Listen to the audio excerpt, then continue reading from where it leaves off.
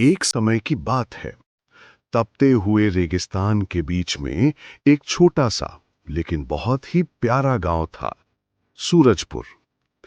सूरजपुर के पास ही एक बड़ा सा ऊंटों का पड़ाव था, जहां कई ऊंट रहते थे। इन ऊंटों का मालिक था हकीम चाचा, एक दयालु लेकिन सख्त नियम मानने वाला इंसान। उसी ऊंट पड़ाव में रहता था एक बहुत प्यारा, गोल मटोल, लंबी पलकों वाला ऊंट, चिन्नो। देखने में जितना क्यूट, उतना ही काम में कमजोर। चिन्नू को थोड़ी भी धूप लगे तो वो कह उठता, आज तो बहुत गर्मी है, मैं नहीं चल सकता। और हवा चले तो बोलता, हाय राम, आज हवा तेज है, मैं उड़ जाऊंगा, मैं काम नहीं करूंगा। बाकी ऊंट, लालू, झब्बू और सुल्तान सब मेहनती थे।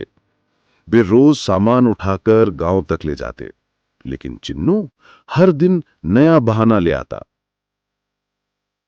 एक दिन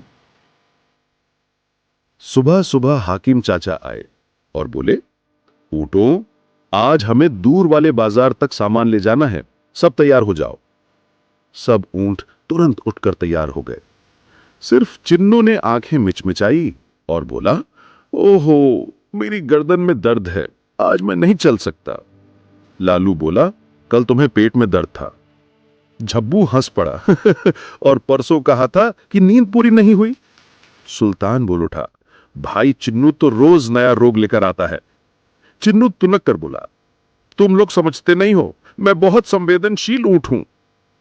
हकीम चाचा ने गंभीर होकर कहा, ठीक है चिन्नू, तुम मत आओ, लेकिन याद रखना, जो काम नहीं करेगा उसका खाना कम होगा।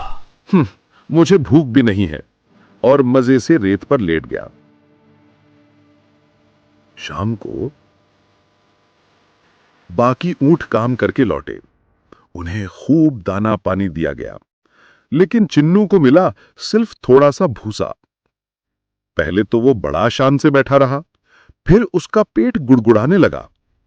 लालू बोला, ये तुम्हारा नीचे वाला ढोल है जो भूख में बज रहा है। झब्बू हंसते हुए बोला, अगर काम कर लेते तो आज ये ढोल नहीं बजता। सुल्तान बोला, अब भूख से नाचोगे क्या? चिन्नू झुंझला कर बोला, मत चिढ़ाओ, मैं कल से काम करूंगा। पर अगले दिन फिर बोला, मेरे पांव में कांटा चुभ गया है। अब हकीम चाचा गुस्सा हो गए। उन्होंने ठान लिया कि चिन्नू को सबक सिखाना ही होगा। उन्होंने कहा, ठीक है चिन्नू, आज तुम ही अकेले जंगल में जाकर पत्ते लाओगे, बाकी ऊंट दूसरे काम पर जाएंगे। चिन्नू डर गया।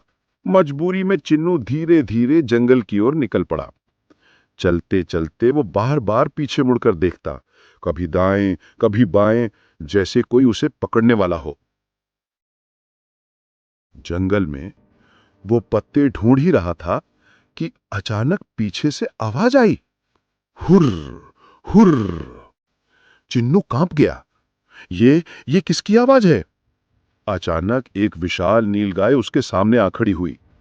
नीलगाय बस पेड़ के पत्ते खा रही थी, लेकिन चिन्नू तो डर के मारे पथरा गया।